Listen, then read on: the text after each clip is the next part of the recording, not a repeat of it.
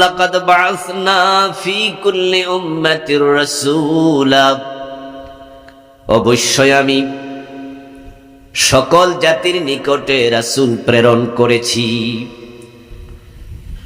এটা আল্লাহর বড় দয়া। পৃথিবীর কোন জাতি রাসূল থেকে বঞ্চিত হন নাই। পৃথিবীতে ভাষার সংখ্যা অনেক, দেশের সংখ্যা অনেক। এক দেশের ভাষা আরেক দেশের ভাষার সাথে মিল নাই।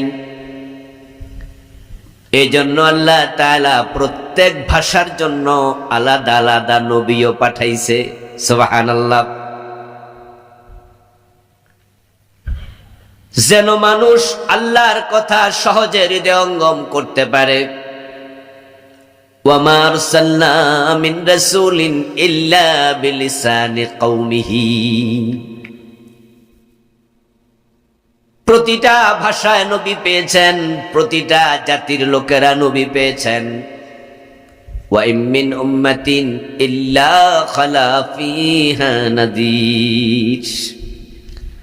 আল্লাহ তাআলা বলেন, এমন কোন জাতি নাই যে জাতির কাছে আমি জাহান্নামের ভয় প্রদর্শন করার জন্য আমার পক্ষ থেকে নবী প্রেরণ করি নাই। লিকুল্লি কওমিন হাদ। আরেক আয়াতে আল্লাহ বলেন, সকল কওমের কাছে জান্নাতের পথ দেখানোর লোক আমি পাঠাইছি। যদি জান্নাতের পথ দেখানোর জন্য আল্লাহ নবী এবং রাসূল না পাঠাতেন, তাহলে দুনিয়ার মানুষেরা জান্নাতের পথ নিজ থেকে খুঁজে পেত না। জান্নাতের রাস্তা কোনটা, এটা মেধা খাটাইয়া বুদ্ধি খাটাইয়া বের করা যায় না। জান্নাতের রাস্তা চেনার জন্য নবী রাসূলের কাছে যেতে হয়। উনারা যেটা দেখান প্রশ্ন ছাড়া সেটা মেনেও নিতে হয়। এজন্য দুনিয়ায় যত নবী এসেছেন, সব নবী আল্লাহ তাআলার পক্ষ থেকে একটা অর্ডার দিয়েছেন।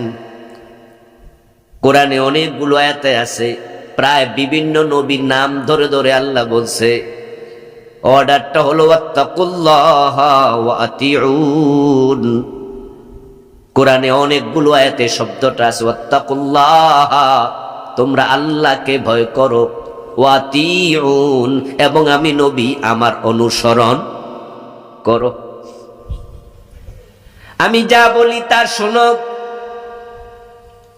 আর নবী মানুষকে শুধু কোন কাজ করলে জান্নাত পাওয়া যায় সে কথাটাই বলেছেন।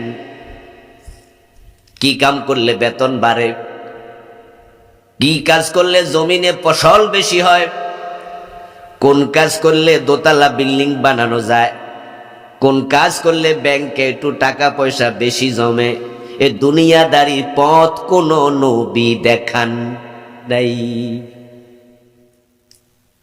সব নবী দেখিয়েছেন কোন কাজ করলে জান্নাত পাওয়া যায়। দুনিয়াদারি এগুলো আমাদের জন্য মুবাহ, এটা জায়েজ, কিন্তু জান্নাতের পথে চলা আমাদের জন্য মুবাহ না ফরজ। যারা বুঝিয়েন তারা একটু কথার জবাব দিয়ে। আপনি স্কুলে চাকরি করেন, আপনি ব্যবসা করেন, আপনি কৃষি কাজ করেন। যে স্কুলে চাকরি করেছে চাকরি বাদ দিয়া যদি ব্যবসা শুরু করে কোনো গুনাহ নাই।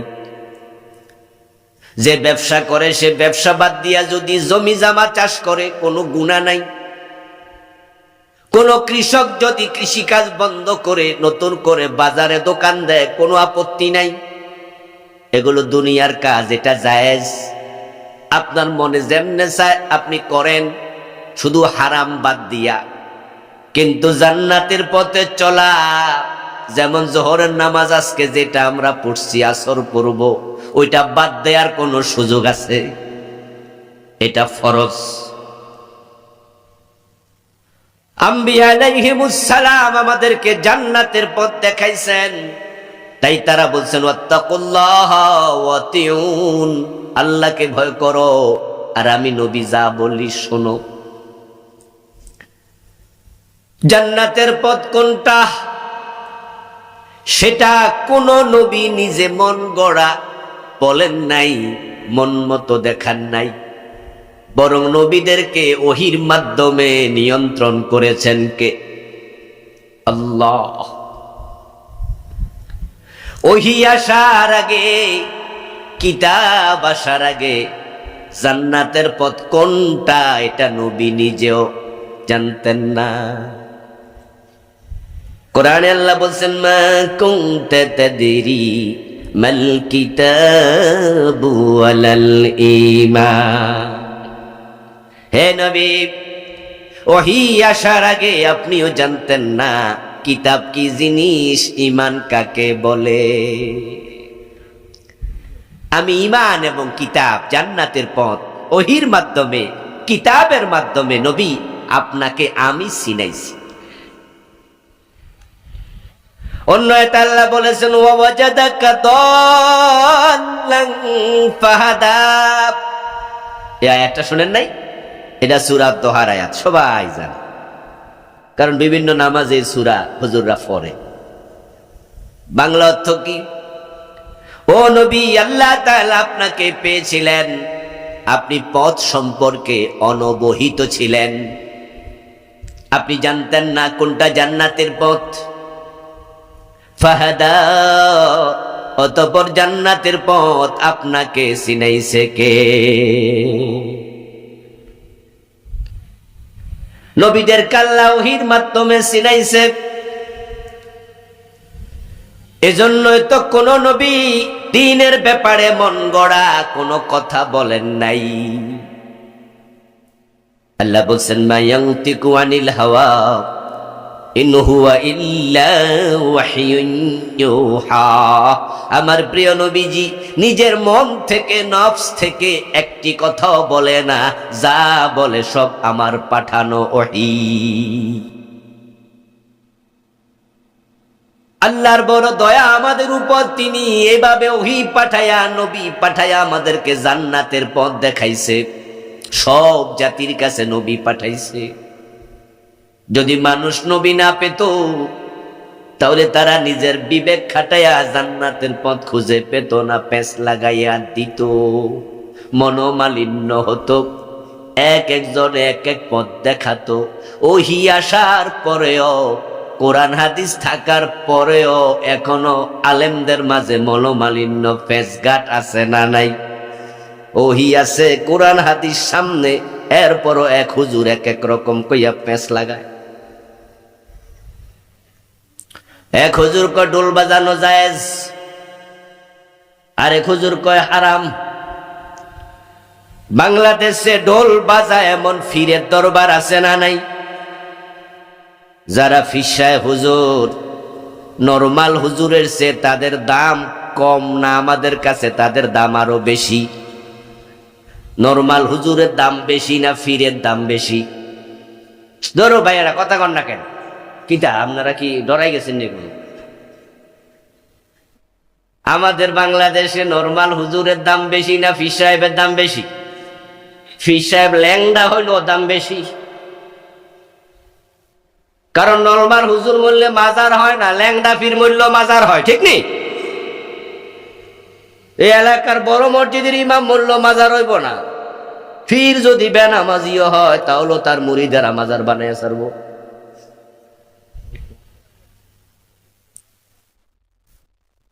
গাছের বড় কাঁঠাল তাই মসজিদের বড় হুজুরকে দেবে না, কিন্তু পীর যদি বেনামাজিও হয়, বেনামাজি পীরের কাছে বড় কাঁঠাল হাদিয়া নেয়, এমন মুরিদ আছে না নাই?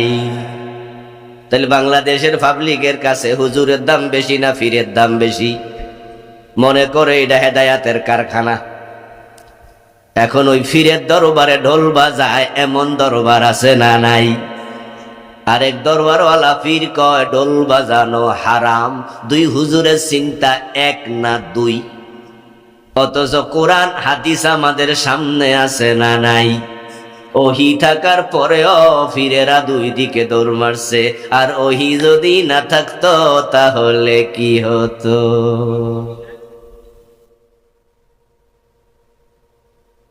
বুখারী, মুসলিম, ইবনে মাজাহ, আবু দাউদ, তিরমিজি, ইবনে হিব্বান, তাফসীরে কাশফ, বাইজাবি, ইবনে কাসির, কোরআন শরীফ হাজির আমাদের সামনে, হাদিসের কিতাব, কোরআনের কিতাব, তাফসীর হাজির, এরপরও ফেস লেগে যায়। আর এগুলো যদি না থাকতো,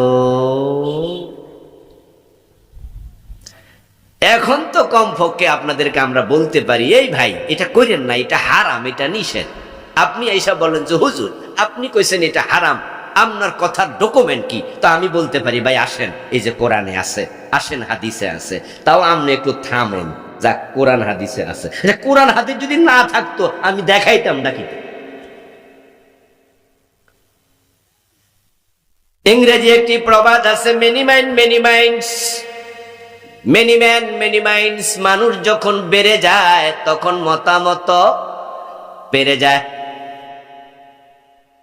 আমি এমন জায়গায় নামাজ পড়ছি বাংলাদেশে, যেখানে আমরা লোক ছিলাম 4 জন, আমি, আমার ড্রাইভার, সফর সঙ্গী 2 জন। 4 জনে নাইমা মসজিদে ঢুকছি। ঢুকার পরে দেখি পাবলিক সবাই পূর্ব দিকে ফিরে নামাজ পড়ে। নাউজুবিল্লাহর কিছু নাই, ওরা ঠিকঠাক মতোই পড়তেছে। আমার কাছে মনে হয়েছে এটা পূর্ব দিক। এ আপনাদের কিশোরগঞ্জে এবার কই যাবে? নাউজুবিল্লাহ যে কইছে, কিশোরগঞ্জের মানুষ কি পূর্ব দিকে ফিরে নামাজ পড়ে? কিন্তু আমি দেখলাম পূর্ব দিকে ফিরে নামাজ পড়ছে। কি আর করবো, মাগরিবের নামাজ পড়ে। তো আমি ওদের সাথে, যা সবাই যেদিকে আমিও সেদিকে। আর এটা বুঝে নিয়েছি যে আমি দিক হারাইছি। কিশোরগঞ্জের লোকেরা পূর্ব দিকে ফিরে নামাজ পড়ছে না, ওরা ঠিকঠাক পশ্চিম দিকে। কিন্তু আমার কাছে মনে হয় এটা পূর্ব দিক। নামাজ শেষে এবার আমি, আমার 4 জন, 3 জন যে আছে, আমরা 4 জনে মিলে বলতেছি, রে নামাজ তো পূর্ব দিকে ফিরে পড়লাম। লগেরটা কয় না হুজুর দক্ষিণ দিক। বুঝলেন? আমার সাথে এক কথা কয় না হুজুর পূর্ব দিকে দক্ষিণ দিক ছিল। আরেকজন কয় দূর পাওয়া কথা উত্তর দিক। একজন কয় না হুজুর এটা পশ্চিম দিক। মানুষ কয়জন ছিলাম? মতামত কয়টা?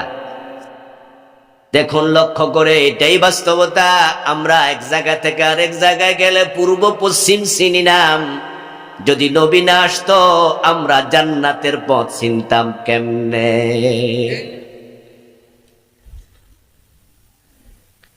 দূরে গেলে এরকম রাস্তা হারায় এমন মানুষ কি আপনাদের মাঝে নাই? দিক হারায় এমন নাই? আচ্ছা, জীবনে দিক হারান নাই এমন কয়জন হেন আছে? হ্যাঁ আছে, যারা এই গ্রামের বাহিরে যায় নাই, মানে মোর জন্মের পরে এই গ্রামে আছে, হেতে দিক হারাইব কেমন? আমার দোস্ত, মানুষ এক জায়গা থেকে আর এক জায়গায় গেলে দিক হারায়। সসিনার পীর সাহেব হারায় না? হারায়নি। বাইতুল মুকাররমের খতিব সাহেব হারায় না? তাবলিগ জামাতের আমির হারায় না? পৃথিবীর সব মানুষ দিক হারায়। প্রশ্ন হলো কেন? পূর্বরে পশ্চিম মনে হয় কেন, দক্ষিণ উত্তর মনে হয়? কারণ মানুষের এলেম অনেক বেশি না কম। আল্লাহ বুঝায়া দেয় তোমার এলেম নাই, তাই তুমি পূর্ব পশ্চিমও চিনো না, তুমি অহংকার করার কিচ্ছু নেই। মাঝে মাঝে আমরা তো কই আমারটাই ঠিক, তো তোমারটাই ঠিক হইলে পূর্বরে পশ্চিম মনে হয় কেন? কোরআনে আল্লাহ বলছেন, মা উতিতুম মিনাল ইলমি ইল্লা কলিলা, আমি তোমাদেরকে ইলম দেই নাই, তবে দিয়েছি বড়ই সামান্য। ওই ইলমটুকু থাকার কারণে কাপড় চোপড় গায়ে দাও। ওটুকু ইলম যদি আল্লাহ না দিতেন তাহলে আমরা পশুদের মতো লঙ্গ থাকতাম। যে পশুগুলো আছে, আপনার সে দেখতে মোটা হাতি, আপনার সে দেখতে মোটা বাঘ বল্লুক, তারা কেউ কাপড় পরে না, কাপড় সিলায় না, তাদেরকে বলে গাইরে জবিউল উকুল, তাদের আকল নাই। আর আমরা মানুষ, আমরা কাপড় ছাড়া বাহিরে যাই না, কারণ আল্লাহ আমাদেরকে আকল দিছে, এলেম দিছে। ওই সামান্য এলেম যদি না দিত আমরা পশুদের মতো হয়ে যেতাম। ওই সামান্যটুকু এলেম পাইয়া আপনি ভাববেন না আপনি জান্নাতের পথ চিনেন। আপনি অহংকার করে কোনোদিন বলবেন না আমার বুঝে ঠিক, বরং আমাদের সবার উচিত হলো আল্লাহ জান্নাতের পথ দেখানোর জন্য যে নবী পাঠাইছে, জান্নাতের পথ পেতে হলে সে নবীদের কাছে যেতেই হবে, সেখানে যাওয়া আমাদের কর্তব্য। ওয়ালাকাদ বাআসনা ফি কুল্লি উম্মাতির রাসূলা, অবশ্যই আমি সব জাতির নিকটে রাসূল পাঠাইছি। এবার আল্লাহ তাআলা বলছেন কেন পাঠাইছি, আনিবুদুল্লাহ ওয়াজতানিবুত তাগুত। রাসূলদেরকে দায়িত্ব দিয়েছি, তারা মানুষকে একটি দাওয়াত দেবে। ওই দাওয়াতটার দুটি অংশ। প্রথম অংশ হলো তোমরা আল্লাহর ইবাদত করো এবং তাগুতের সাথে সম্পর্ক বিচ্ছিন্ন করো। পৃথিবীর সব মানুষের কাছে যোগে যোগে আল্লাহর অগণিত অসংখ্য নবী রাসূল এসে শুধু একটা দাওয়াত দিয়েছে। আল্লাহ তাআলা বলেন এই দাওয়াতটা দিয়ে আমি সব রাসূল পাঠাইছি। নবী রাসূলের সংখ্যা কত আমরা জানি না। 1,24,000 2,24,000 হাদিস অগ্রহণযোগ্য। খবরে ওয়াহিদ আকীদার ক্ষেত্রে গ্রহণযোগ্য নয়। আসল সংখ্যা আমরা জানি না, আল্লাহ বলেননি, রাসূলও জানান নাই। কোন সহিহ হাদিস দিয়ে প্রমাণিত নয়, মুতাওয়াতির পর্যায়ের। কিন্তু আমরা অতটুকু জানি অগণিত।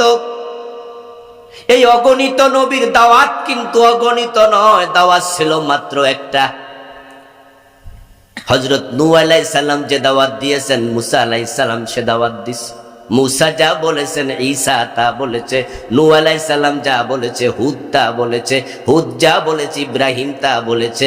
এক এক নবী এক এক যুগে এক এক দেশে এক এক ভাষায় এক এক কালে এসেছে, কিন্তু দাওয়াতের মাঝে কোনো ভিন্নতা ছিল। সব নবী একটি দাওয়াত দিয়েছে, দাওয়াত তো একটাই হবে। যিনি পাঠাইছেন তিনি কয়জন? মাশাআল্লাহ, কথা একটু বলিয়েন। পাঠাইছেন কে? নবীদেরকে পাঠাইছে কে? তিনি কয়জন? এবার বলুন তো, যে জান্নাতের পথ দেখাইতে পাঠাইছে, জান্নাতের রাস্তা কয়টা? তো দাওয়াত দুইটা হবে কেন? পাঠাইছে তিনিও একজন, জান্নাতে যাওয়ার রাস্তাও এক। রাসূলুল্লাহ সাল্লাল্লাহু আলাইহি ওয়াসাল্লাম কোন একদিন হাতের মাঝে একটা কাঠি নিলেন, মাটির মাঝে তিনি আঁকা বাঁকা কিছু আঁক দিলেন, তারপর মাঝখান দিয়া স্ট্রেট সোজা একটা আঁক দিলেন। উপস্থিত সাহাবাদেরকে বললেন, বলতে পারবে কি এই আঁকগুলোর মানে কি? এই যে আমি আঁকাআঁকি করলাম এর ব্যাখ্যা জানো? কালু আল্লাহু ওয়া রাসূলুহু আলাম। উপস্থিত সাহাবারা জবাব দেন, আল্লাহ এবং রাসূলই ভালো জানেন। সাহাবারা আন্দাজে কথা বলতেন না। আমরা তো আন্দাজেও কিছু কইলাই, ঠিক না? আন্দাজে কথা বলা কি ভালো? না। ওয়ালা তাকফু মা লাইসা লাকা বিহি ইলম। কোরআনের অর্ডার হলো, যে বিষয় তুমি জানো না সে বিষয়ে তুমি কথা বলো না, চুপ করে থাকো, অথবা বলো আমি জানি না। এখান থেকে আমরাও শিখব, না জেনে কোনো মন্তব্য আমরা করব না, না জানলে চুপ থাকবো, অথবা বলে দেবো আমি জানি না, লা আদরি। উপস্থিত সাহাবারা কেউ জানেন না এই আঁকাআঁকির মানে কি। কালু আল্লাহু ওয়া রাসূলুহু আলাম। বরং তারা বললেন, যিনি এঁকেছেন তিনি নবী, তিনি রাসূল, আল্লাহ তাকে পাঠাইছে, আল্লাহ তো সবই জানে। আর যিনি আঁকছেন তিনি জানবেন কেন আঁকলেন, কি আঁকলেন আমরা জানি না। এবার প্রিয় নবীজি সাল্লাল্লাহু আলাইহি ওয়াসাল্লাম বললেন, শোনো, এই যে আঁকা বাঁকা যতগুলা আঁক দেখো সবগুলো জাহান্নামের রাস্তা, আর মাঝখানে সোজা একটা, এটাই হলো আল্লাহর জান্নাতের রাস্তা। এবার একটু আপনারা জবাব দিয়েন, জান্নাতের রাস্তা কয়টা? সবাই একটু দয়া করে বলেন না, কয়টা? বাঁকা না সোজা? সোজা। এটার নাম হচ্ছে সিরাতাল মুস্তাকিম। সিরাত মানে রাস্তা, মুস্তাকিম মানে সোজা। যেটা আপনি প্রতিদিন নামাজে দাঁড়িয়ে বারবার আল্লাহর কাছে চান, ইহদিনাস সিরাতাল মুস্তাকিম, আল্লাহ তুমি আমার এই রাস্তাটা একটু চিনিয়ে দাও, এই রাস্তাটা চিনিয়ে দাও। এটা খুব করে দোয়া করবেন, মন থেকে করবেন। কারণ বাংলাদেশের অধিকাংশ মানুষ এই রাস্তা ভুল করেছে, তারা বাঁকা রাস্তায় ঢুকে গেছে। অধিকাংশ, হতে পারে 100-এর মাঝে 90-এরও বেশি। এই যে আজকের মাহফিলে আছেন, এখানে অসংখ্য লোক বাঁকা রাস্তায় ঢুকে গেছে।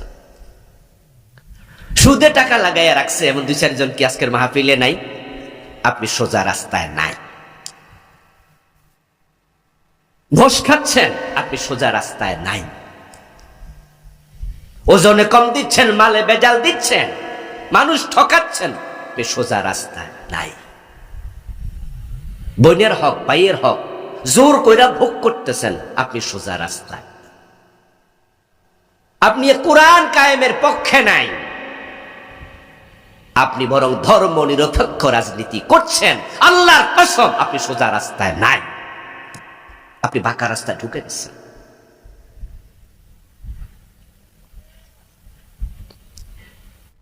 আমার প্রিয় ভাই, জান্নাতের রাস্তা রাসূলুল্লাহ সাল্লাল্লাহু আলাইহি সাল্লাম একটা আঁকলেন, আর জাহান্নামের রাস্তা দেখালেন অনেকগুলো বাঁকা বাঁকা। এবার বলুন তো, জাহান্নামে যাওয়ার লোক সংখ্যা কম না বেশি? কারণ রাস্তাও বেশি। প্রিয় নবী বলছেন, আমার উম্মত হবে 73 দল, তার মাঝে জাহান্নামে যাবে 72 দল। এই যদি উম্মতের খবর হয়, হিন্দু বৌদ্ধ ইহুদি খ্রিস্টান হেরা তো উম্মতের কাতারে নাই, হেরা তো এমনি জাহান্নামী। আর উম্মতের ভিতরে 72 দল ঢুকছে জাহান্নামের রাস্তায়। জান্নাতের রাস্তায় জনসংখ্যা বড়ই কম।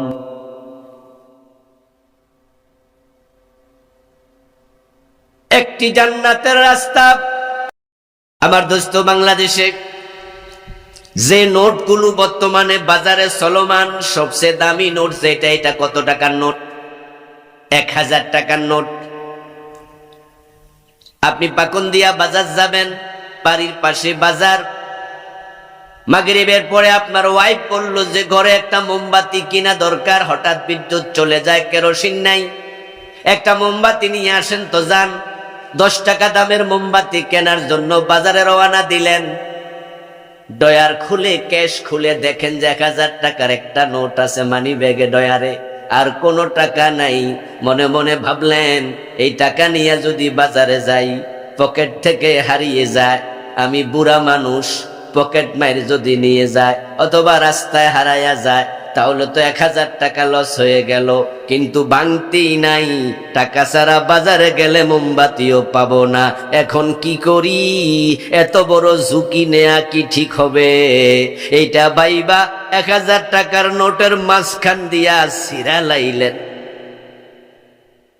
অর্ধেকটা ডয়ারে রাইখা তালা লাগাইয়া মনে মনে ভাবলেন, যদি এটা হারায় 500 তো থাকলো। এ বুদ্ধি কইরা বাজারে গেছেন, যাইয়া দোকানদাররে বলে, যে ভাতিজা এটা মোমবাতি দাও 10 টাকা, আর 490 টাকা আমারে ফিরাই দাও। দিবে? দিবে? কেন দিবে না? অর্ধেক না আছে।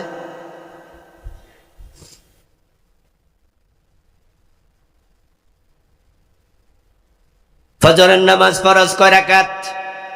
কথা বলেন, কয় রাকাত? 1 রাকাত সূরা ইয়াসিন দিয়া পড়লেন 15 মিনিট লাগাইয়া। দ্বিতীয় রাকাত না পড়ে সালাম ফিরে বাড়ি চলে গেলেন, সওয়াব পাইছেন 50%। ঠিক কতটুকু? কেন 1 রাকাত না পড়ছিলেন?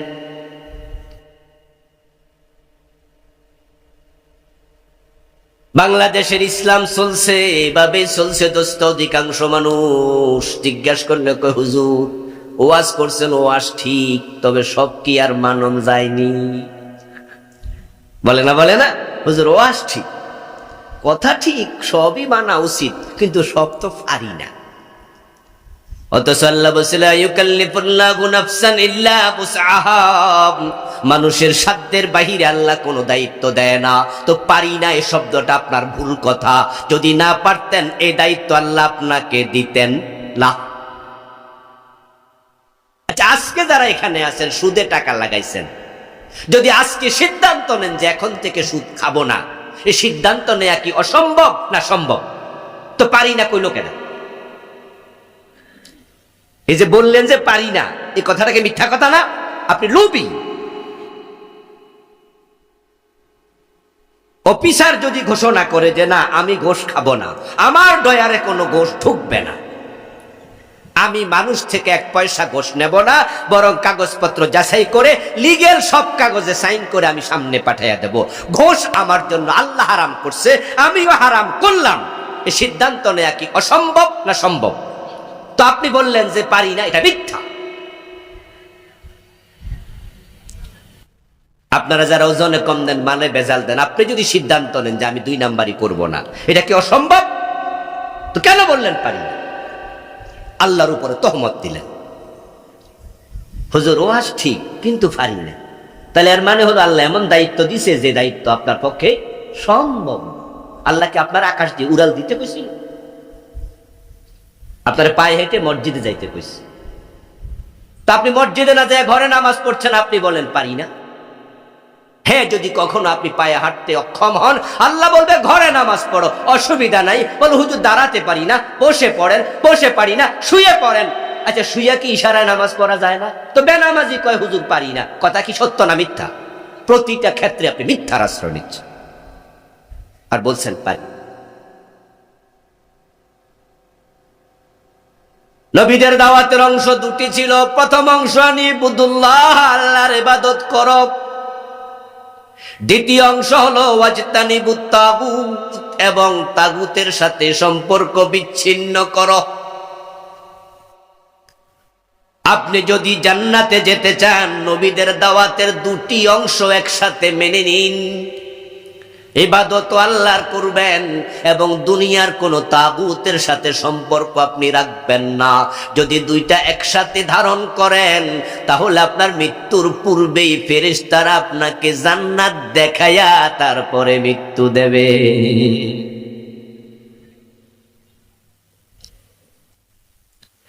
الذين تتوفاهم الملائكة طيبين يقولون سلام عليكم ادخلوا الجنة بما كنتم تعملون। যারা পবিত্র আত্মা, ভালো মানুষ, আল্লাহ কোরআনে বলেন তাদেরকে সালাম দেওয়ার জন্য মৃত্যুর পূর্বে আমি ফেরেশতা পাঠাইয়া দেই। ওই ফেরেশতারা তার কাস্তার ফিয়রের পাশে বসে তাকে আমার জান্নাত দেখায়া তারপরে মৃত্যু দেবে। উদখুলুল জান্নাহ, আই উদখুল হাযিহিল জান্নাহ। ফেরেশতারা আপনাকে বলবে, ও আল্লাহর বান্দা, বিমা কুনতুম তা'মালুন, তুমি যে দুনিয়ায় নবী যা বলছে সেটা মানছো, আমল করছো, তোমার আমল ভালো ছিল, এই তো তোমার জান্নাত। উদখুল উদখুল। তুমি তো গরিব মানুষ ছিলা, রিকশাওয়ালা, ঠেলাওয়ালা, দিনমজুর, চাষা, জেলে, কামার, কুমার। তুমি ভিআইপি ছিলে না। তোমার ঘরের মাঝে এক পাশে তুমি গরু পালতা, আর এক পাশে তুমি থাকতা, মাঝখান দিয়া ছিল বেড়ার পাটিশান। গরু প্রস্রাব করলে খুটকট দুর্গন্ধ তোমার নাকে আসতো। তুমি তো উত্তম সুগন্ধি কিনার টাকা ছিল না, তবে তুমি হারাম খাও নাই, চুরি ডাকাতি করো নাই, কষ্ট করছো। এই জন্য আল্লাহ আজকে তোমাকে জান্নাতের আতর পাঠাইছে, আমরা তোমার নাকের ডগায় সেটা ছিটাইয়া দিলাম। মাহুম হানুতুম মিন হানুতিল জান্নাহ।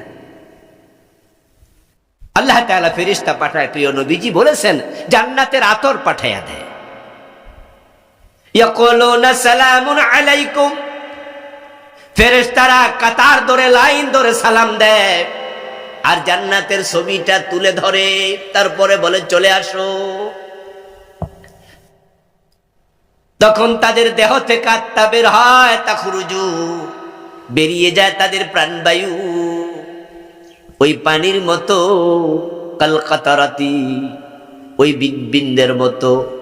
যেমন মশক ঢেলে দিলে কাট করলে, কামা ইয়াখরুজুল মাউ মিনাস সাকা, ওই মশক কাট করলে মশক থেকে পানি যেমন আলতো ভাবে বেরিয়ে যায়, ধাক্কা দেয়া লাগে না। আল্লাহর জান্নাত দেখার সাথে সাথে প্রাণবায়ু বেরিয়ে যায়, কোনো কষ্ট পায় না, দৌড়ে বের হয়ে যায়। আর যারা উল্টা পাল্টা চলছেন, বাঁকা রাস্তায় ঢুকে গেছেন, আচ্ছা আমার অতটুকু যতটুকু করেছি, আমার মনে অতটুকু করার পরে এখন যদি আপনাদের হাতে কাগজ কলম দিয়ে দিই যে সোজা রাস্তায় কেডা আছেন, বাঁকা রাস্তায় কেডা আছেন, আমার মনে হয় অন্য কেউ জবাব দেয়া লাগবো না, নিজেই টের পাইবেন। সাহেবুল বাইত আদরা বিমা ফি, যে আজকে কয়টা মিছা কথা কইছেন আমি জানি না, আপনি তো জানেন নাকি, যে আজকে কারে ঠকাইছেন, আজকে কারা সুদের লেনদেন করছেন, আজকে কারা অফিসে ঘোষ খাইছে, আজকে কারা নামাজ কাজা করছে। এমন লোক আছে না এখানে জোহর পড়ে নাই? আচ্ছা আজকে যারা জোহরের নামাজটা পড়ে নাই, আজ ফজরের নামাজটা পড়ে নাই, এ কি সোজা রাস্তায় উঠছে? নিজে বুঝবেন যে কে কোন রাস্তায় আছেন। যদি আপনি বাঁকা রাস্তায় থাকেন তাহলে আপনাকে ফেরেশতা সালামও দেবে না, আপনার নাকের ডগার মাঝে আতরও ছিটাবে না, বরং কি করবে, টেস্কা টেস্কা মিলে, শুটকির সাথে বেগুন মিলে, ছোটকালে আমরা কইতাম ডেস্কা তেস্কা মিলে, মানে তুমি যেমন তোমার সাথে আচরণ তেমন। কই শুটকি তরকারিটা বেগুনের সাথে ভালো মিলে। আমরা হেফসখানায় পড়তাম, ছোটকালে হেফসখানায় পড়েছি, তো হেফসখানায় পোলা পান একটু ভোরবেলা উঠলে জিমায় আর কি, ভোরবেলা তো ঘুম বেশি থাকে, তো জিমাইতে জিমাইতে পড়ে, তো কেউ কেউ পড়া বন্ধ করে এরম করে থাকে, এরকম করে খাই। তো আমরা পাশের জন সিমটি কাটতাম, কাটার সময় কইতাম জেসকা তেসকা মিলে, ঘুমের সাথে সিমটি মিলে। আপনি যেমন ফেরেশতার আচরণ তেমন। ওয়ালাউ তারা ইয ইয়াতাওয়াফাল্লাযীনা কাফারুল মালাইকাতু ইয়াদরিবুনা উজুহাহুম ওয়া আদবারাহুম ওয়া যুকু আযাবাল হারিক।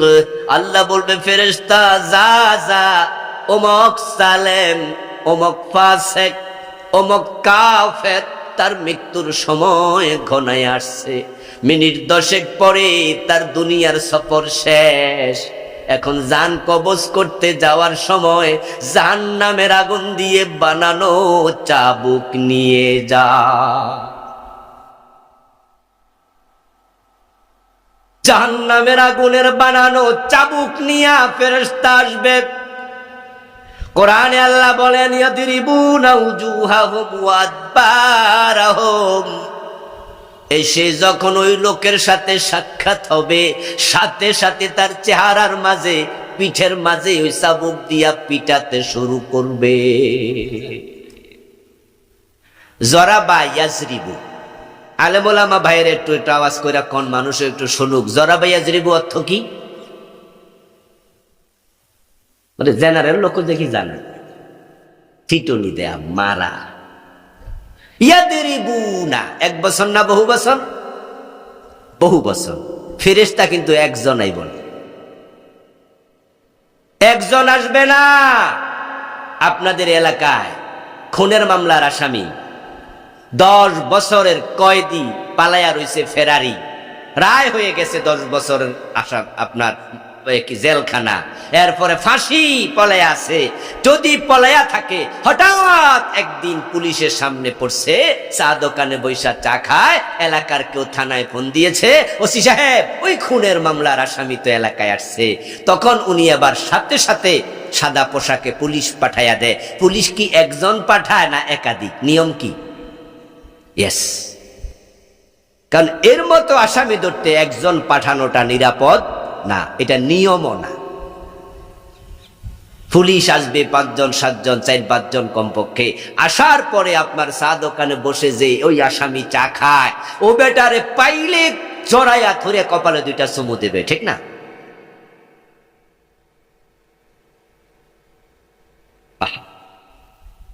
মজা লাগছে তো? সুদের টাকা খাচ্ছেন, খাইতে থাকেন। মজা লাগছে, গোশের টাকা খাচ্ছেন, খাতে থাকেন। ফজরের নামাজ না পড়ে ঘুমিয়ে আছেন, খুব মজা, কম্বলের তলে মজা নেন। ফেরেশতার সাক্ষাৎ হবে, সাথে সাথে চেহারার মাঝে, পিঠের মাঝে চাবুক দিয়ে পিটাতে থাকে। কোরআনের আয়াতের উপরে বিশ্বাস আছে তো? কোরআনের আয়াত শোনাচ্ছি। এই যে শুরু হয়ে গেল, আপনার জীবনে আর শান্তি নাই, আর শান্তি নাই। কবর আরো জঘন্য, আপনার জন্য হাসরের মাঠ আরো জঘন্য, আপনার জন্য ফুলসেরাত আরো জঘন্য, আপনার জন্য জাহান্নাম আরো জঘন্য। আপনার সুখ এখানে শেষ। আর যারা আছেন যে না, আল্লাহ তাআলা আমার কম দিছে, আমি কমে খুশি, আমি যদি কুড়ে ঘরে থাকতে হয় তো কুড়ে ঘরে থাকলাম, মাটির ঘর বানায়া থাকে, এমন লোক আছে না? একসময় তো অ্যাভেলেবেল মাটির ঘর ছিল রে ভাই, মাটির ঘরে থাকলাম, টিনের ঘরে থাকলাম, সাইকেলে চালালাম, শুটকি তরকারি দিয়ে খেলাম। আমি আল্লাহর জান্নাত চাই। আপনার এই 50 বছর 60 বছর কেটে যাবে, আপনার দুঃখ যেদিন শেষ, সেদিন থেকে ফেরেশতার সালাম শুরু। এমন নেয়ামত শুরু, এ নেয়ামত আর কোনোদিন শেষ হবে না। ফেরেশতারা আপনার রূহটাকে সালাম দিয়া কবজ করে জান্নাতি রেশমি কাপড়ে ঢুকাইয়া চুমু দিতে দিতে আদর করতে করতে ইল্লিয়িনে নিয়ে যাবে। তারপরে আপনি কবরে যাবেন, ওই রূহটাকে কবরে পাঠিয়ে দেবে। 3টা প্রশ্নের উত্তর দেওয়ার পরে আল্লাহ বলবে, কবর আর মাটির ঘর যেন না থাকে, এটাকে জান্নাত বানিয়ে দাও। জান্নাতের বিছানা হবে, জান্নাতের পোশাক হবে, কবরকে প্রশস্ত করে দেয়া হবে, জান্নাতের সাথে দরজা খুলে দেয়া। ফেরেশতা বলবে, নাম কান্নাউমাতিল আরুস। দুনিয়াতে অনেক জেগে আসিলা, অনেক কষ্ট করছো। ফজরের টাইমে জামাতে নামাজ যারা পড়ে, যেমন আজকেও জামাতে নামাজ পড়ছেন ফজর, এমন আছে না অনেকে? আলহামদুলিল্লাহ, আমরা পড়েছি। মাহফিল থেকে আসতে আসতে রাতের 2:30 বেজে যায়, 3টা বেজে যায়, 4টা বেজে যায়। 4টা বাজলে ঘড়ির দিকে তাকাইয়া দেখি যে ফজরের জামাতের টাইম তো হয় নাই। আউয়াল ওয়াক্তে পড়লেও তো পড়তে পারতাম। নিজের সন্তানদেরকে ডেকে, পরিবারকে ডেকে, মসজিদের জামাত এখনো 30 মিনিট দেরি আছে, আমার তো ঘুমানোর টাইম নাই, ওদেরকে নিয়েও জামাতে পড়ি। আলহামদুলিল্লাহ, একা পড়ি না। 1 ঘন্টা ঘুমায়া হলে আবার উঠি, আল্লাহর কসম, একা নয়।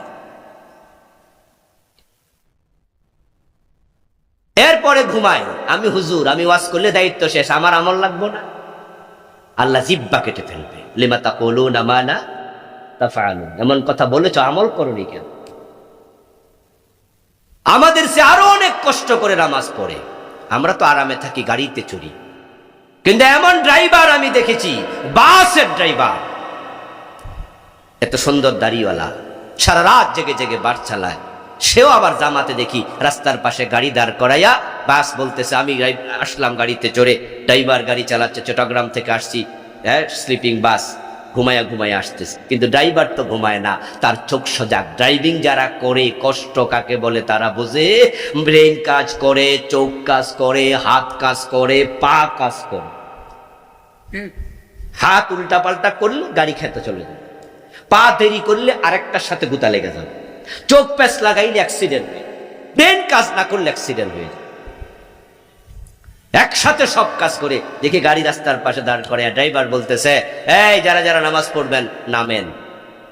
মনটা জুড়ে গেল, যে ড্রাইভার তো আমার চেয়ে আরো বেশি পরিশ্রমী, কিন্তু নামাজ কাজা করে না। এই যে আজকের ফজরের কথা বলছি, এখন গ্রামে গঞ্জে কিছু শীত আইছে না? যারা ভোরবেলা আপনার ফজরের নামাজ জামাতে পড়ছে, ওদের কিছু কষ্ট করা লাগছে। কম্বলটা ধাক্কা দিয়া সরানো তো সহজ না। ফেরেশতা আপনাকে বলবে, নাম কানাউমাতিল আরুস। দুলা যেমন বাসর ঘরে ঘুমা, ও আল্লাহর বান্দা, তোমার দুনিয়ার কষ্ট শেষ, এখন জান্নাতের বিছানা, জান্নাতের পোশাক তোমার কবরের মাঝে এসে গেছে। ওই পোশাক পরে আল্লাহর জান্নাতের বিছানায় ঘুমায়া যাও, এক ঘুমে কিয়ামত হয়ে যাবে। ঘুমানোর অনেক সময় আছে, অনেক লম্বা সময় আল্লাহ দেবে। দুনিয়া একটু ঘুম ব্যাঘাত ঘটাইয়া কষ্ট করে ফজরের নামাজ জামাতে পড়া উচিত, কাজা করা যাবে না। এই বিষয়ে আপনারা একমত হতে রাজি আছেন না নাই? পড়বেন ফজরের নামাজ কাজা করবেন না। ফজরের নামাজ এবং আসরের নামাজ মুনাফিক কাজা করে। যে ফজর এবং আসর নামাজ কাজা করে সে মুনাফিক। এই দুই ওয়াক্তের নামাজ মুনাফিকের জন্য কঠিন। আর যারা ফজরের নামাজ তরক করে না, কাজা করে না, তারা মুমিন। আনিবুদুল্লাহ, আল্লাহর ইবাদত করো, প্রথম অংশ। এখন ইবাদত কি? আল ইবাদাতু হিয়া কাযাউল হায়াতি বিহাসবি আওয়ামিরিল্লাহি তাআলা ওয়া নাওয়াহি। ইবাদত মানে হলো আল্লাহর আদেশ এবং নিষেধের ভিত্তিতে জীবন পরিচালনা করা। নবীদের দাওয়াত ছিল ইবাদত করো, প্রথম অংশ। এখন ইবাদতটা কি? আপনি যে নামাজ পড়ছেন, রোজা রাখছেন, এগুলো ইবাদত নয়, এগুলো ইবাদতের অংশ।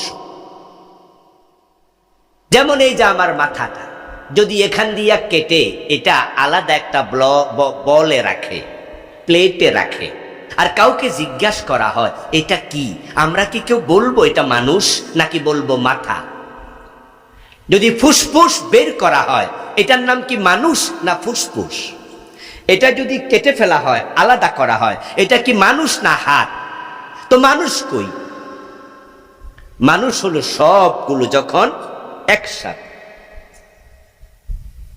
নামাজের নাম নামাজ, রোজার নাম রোজা, হজের নাম হজ, যাকাতের নাম যাকাত, পর্দার নাম পর্দা, জিকিরের নাম জিকির, এক একটা এক এক নাম। সবগুলো যখন এক জায়গায় হয় তখন তার নাম হয় ইবাদত। ইবাদত হলো দুটি অংশের সম্মিলন, দুটি জিনিসের সমন্বয়। একটা হলো কিছু করণীয়, আরেকটা হলো কতিপয় জিনিস বর্জনীয়। কিছু করো, কিছু ছাড়ো, দুটা একসাথ হবে, তার নাম হবে ইবাদত। যে নামাজ পড়ে সুদ খায় সে ইবাদতকারী না, বরং সুদ খেলে ৭৩টা গুনাহ, সবচেয়ে ছোটটা হলো নিজের মায়ের সাথে জেনা। তো জেনাকারী ইবাদতকারী হয় কেমনে? আমার বন্ধু বলুন তো, যদি আপনার সাথে এক ব্যক্তি আজকের আসরের নামাজে দাঁড়াইলো, নামাজটাও পড়লো সুন্দর করে, আপনি দেখলেন কত দারুণ করে রুকু দিল, সেজদা দিল, ঠিক ইমামের সাথে সব কিছু পরিপালন করলো। নামাজ শেষে আপনি তারে জিজ্ঞাসা করলেন, ভাইজান মসজিদের সামনে কল তো নষ্ট, আমি তো বাড়ি থেকে ওযু কইরা আইছি, আপনিও তো আমার সাথে নামাজটা পড়লেন, কষ্ট কইরা ওযুটা কোথায় করছেন? হে কয়, না কল নষ্ট তাই ওযু করি নাই। কথা কিন্তু বুঝতে চেষ্টা করেন। সে বলল যে হুজুর এই তো কলে ওযু করবো ভাবছিলাম, আইসা সাপ দিয়ে দেখি সাফা কল নষ্ট, নামাজের সময় হয়েছে তাই ভাবছি নামাজ পড়া নাই, তাই ওযুই করি নাই। আপনাদের কাছে জানতে চাইবো, বলুন তো তার যে নামাজটা ছিল 2 মিনিট আগে, এটা ইবাদত হয়েছে নাকি? রুকু কি বাদ দিছিল? সেজদা কি বাদ দিছিল? কিয়াম কুদ বাদ দিছিল? উত্তর হলো না। নামাজের মাঝে আরকান আহকাম 13 ফরজ, তার মাঝে 1 নম্বরে শরীর পাক। শরীর পাকের জন্য ওযু করিতে হয়। 13 ফরজের মাঝে 1 ফরজ ওযু। সে 12টা আদায় করছে, একটা আদায় করে নাই, তাই বাকি 12টার দাম একানাও নাই। ইবাদত মানি দুটি জিনিসের সমন্বয়, কিছু করণীয় কিছু বর্জনীয়। করণীয় হলো ফরজ গুলো, শরীয়তের কি কি কাজ ফরজ সব করতে হবে, কিন্তু এখানে আমরা ঘাটতি দেই। শরীয়তে যা বর্জনীয় সব বর্জন করতে হবে, এখানেও আমরা ঘাটতি দেই। শরীয়তে যা করণীয় ও করণীয়র মাঝে পর্দা একটা করণীয়। এখন 5 ওয়াক্ত নামাজি, অথচ তার মেয়ে বোরকা ছাড়া স্কুলে যায়, কলেজে যায়, এমন বাবা আছে না নাই? তো সে তার মেয়েরে পর্দা করলো কই? নামাজি মানুষ বউটা পর্দা করে না, নিজের বউ বেপর্দায় চলে, বোরকা ছাড়া আপনার হাসপাতাল যায়, চাকরি করতে যায়, বাবার বাড়ি বেড়াতে যায়, সবার সামনে লিপস্টিক দিয়া ঘোরে, এমন লোক আছে কিনা? তো কই করণীয় বাকিগুলা কই? কিছু করলেন, কিছু ছাড়লেন। বাবা 5 ওয়াক্ত নামাজ পড়ে, নিজের যুবক ছেলে নামাজ পড়ে না। বরং আজকের ফজরের নামাজে বাবা এসেছে, নিজের যুবক ছেলেটা ঘরে ঘুমায় আছে, বরং বাবা কম্বল টাইনা দেয়, শীত যেন না লাগে। ছেলের গায়ে কম্বল টাইনা দিয়া বাবা নামাজে চলে আসছে। অথচ নামাজ নিজে পড়া যেমন ফরজ, অধীনস্থকে নামাজ পড়ানোটাও ফরজ। শোনেন, ইসলামকে মন মতো নিয়েন না, দয়া করে মন মতো নিয়েন না। আমার সামনে এখন বসে আছেন, টাকনুর নিচে আপনার কাপড়, আপনি প্রতিদিন একবার শেভ করেন। মাহফিল আসতো, বিড়ি টানছেন, যাওয়ার সময় আর একটা বিড়ি খাইতে খাইতে চলে যাবেন, বসে আছে বিড়ির প্যাকেট পকেটে, এমন শ্রোতা 2-1 আছে না?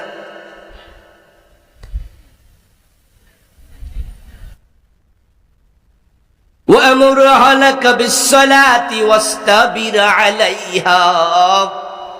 কুরআন মাজিদে আল্লাহ বলেন, ও নবী, নিজে নামাজ পড়ুন, নিজের অধীনস্থ পরিবার পরিজনকে নামাজ পড়তে আদেশ করুন।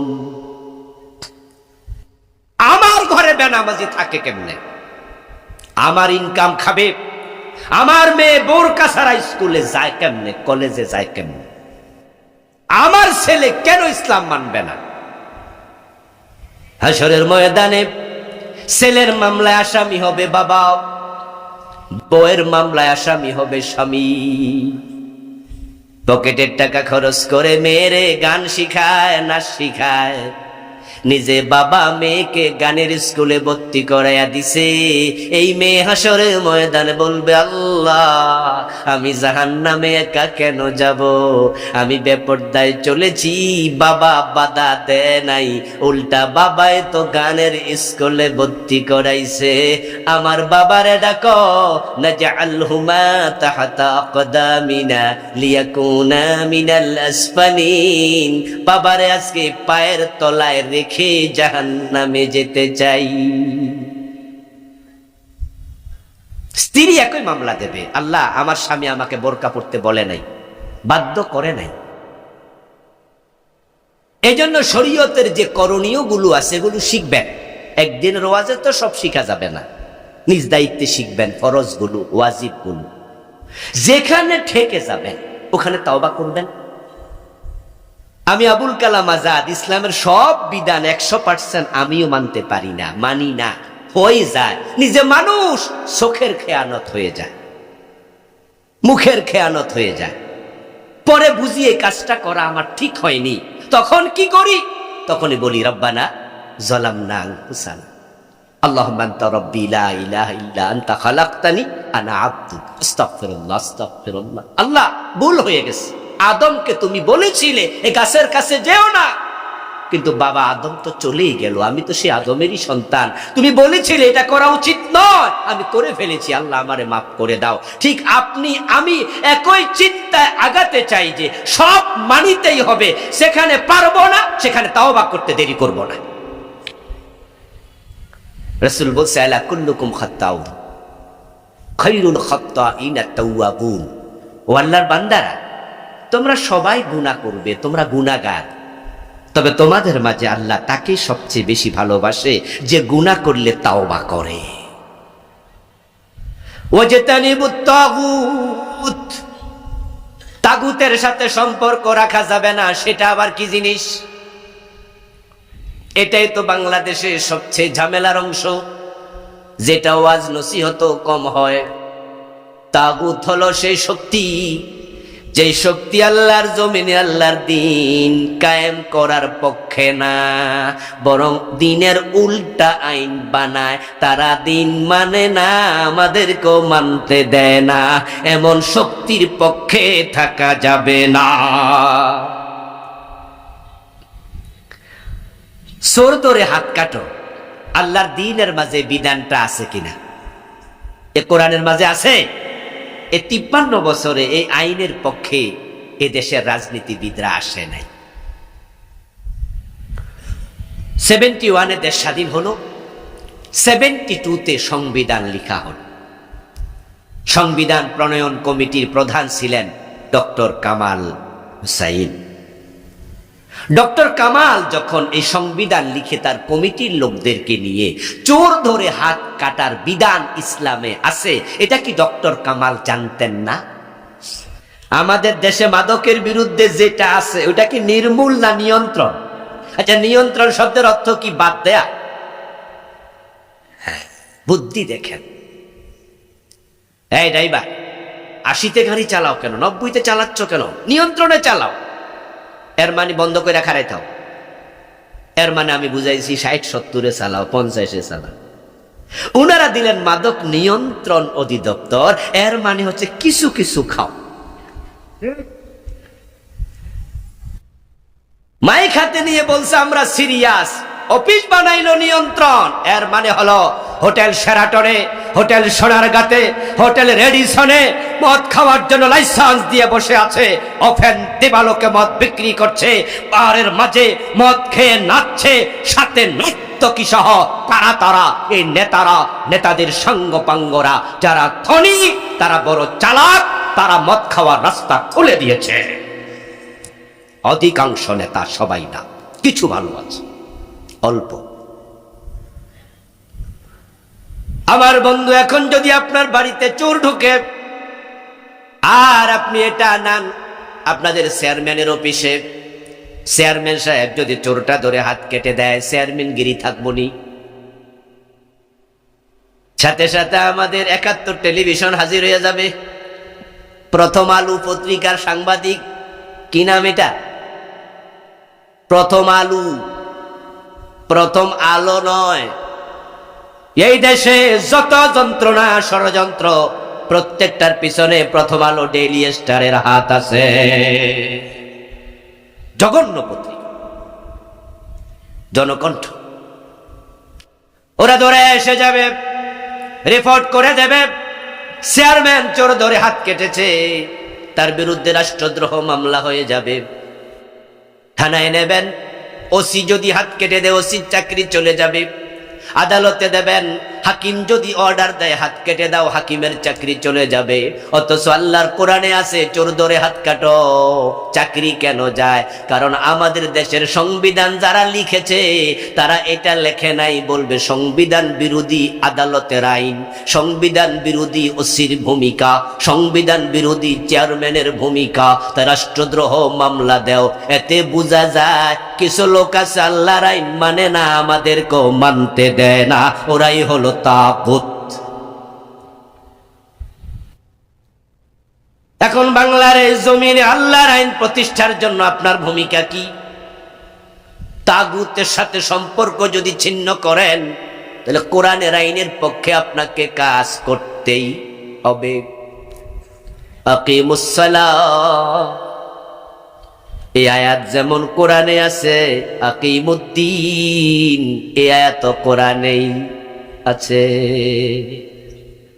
নামাজ কায়েম করো। তাই আলহামদুলিল্লাহ আমরা সবাই কম বেশি নামাজ পড়ি, নামাজের প্রতি আগ্রহী, কিন্তু আকিমুদ্দিন, দিন কায়েম করো, এ বিষয়ে অনেক মানুষ একবারে বেখবর।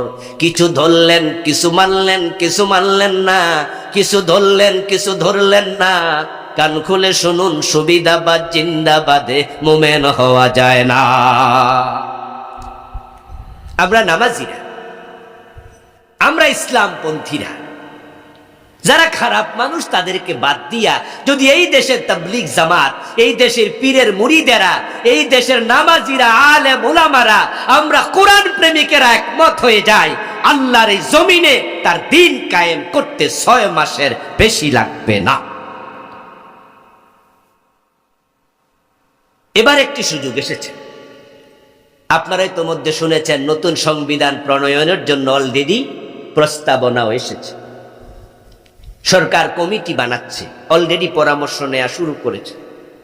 53 বছর যে সংবিধানে চলছে, এই সংবিধান দেশটাকে শান্তি দিতে পারে নাই, বৈষম্য মুক্ত সমাজ দিতে পারেনি, বরং এই সংবিধানকে দোহাই দিয়া জালেমরা এতটা জুলুম করেছে, দেশটাকে তারা তলাবিহীন ঝুড়িতে পরিণত করেছে।